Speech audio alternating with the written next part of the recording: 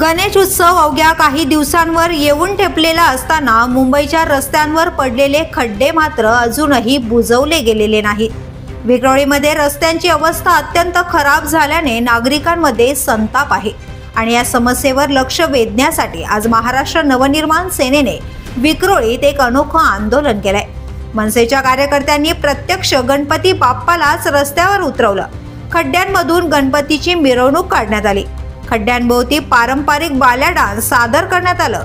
ढोल ताशांच्या गजरात गणेश वंदना आरती आणि खड्ड्यांमधून गणेश मूर्तीचं प्रत्यक्ष निरीक्षण करण्यात आलं। हे दृश्य पाहून अनेकांनी डोळे विस्फारले।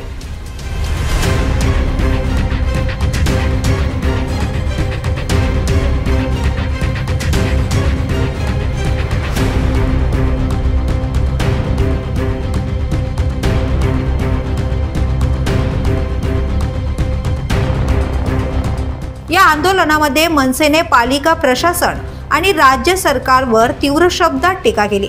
गणपती समोर उभं राहून कार्यकर्त्यांनी पालिका आणि सरकारला खड्डे बुजवण्याची सुबुद्धी यावी अशी प्रार्थना देखील केली।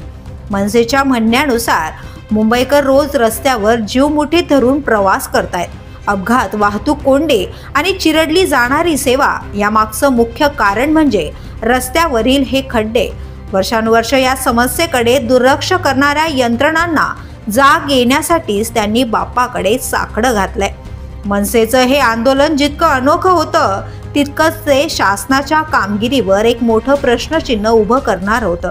आता खरा प्रश्न असा आहे, बाप्पा तरी सरकारला जागं करेल का?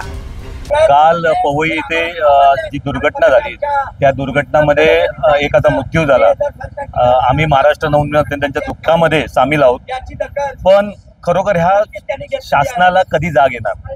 आज कन्नमोर नगरमध्ये 10 ते 12 वर्षापासून सातत्याने खड्ड्यातून इकडची लोक जात आहेत। काल रात्री अचानकपणे 1:30-2 वाजता महानगरपालिकेचे काही अधिकारी आले आणि त्याच्याबरोबर आजूबाजूला काही नेते मंडळी होते ते होते आणि त्यांनी खड्डा बुजवण्याचा प्रयत्न केला। पण खड्डे हा आमचा विषय नाही आहे। आमचा विषय आहे जर 10-12 वर्ष अगोदरपासूनच जर रस्ते बनले नाहीत तर नव्याने रस्ते ह्या कन्नमोरला का मिळत नाहीयेत, हे आमची चेतवणी होती। हे आंदोलन म्हणजे आमची चेतवणी होती। ह्याच्यानंतर जर हे खड्डे बुजवले गेले नाहीत आणि नवा रस्ता जर झाला नाही तर महानगरपालिकेच्या अधिकाऱ्यांना इथे फिरणं आम्ही मुश्किल करून टाकू आणि त्यांच्या चेहऱ्यावर काळं बुजवून त्यांची धिंड काढू। त्यांनी लवकरात लवकर हे आंदोलन जे आहे त्याची दखल घेऊन त्या लोकांनी लवकरात लवकर त्याची पुढची चांगल्या रस्त्याचे नियोजन करावं।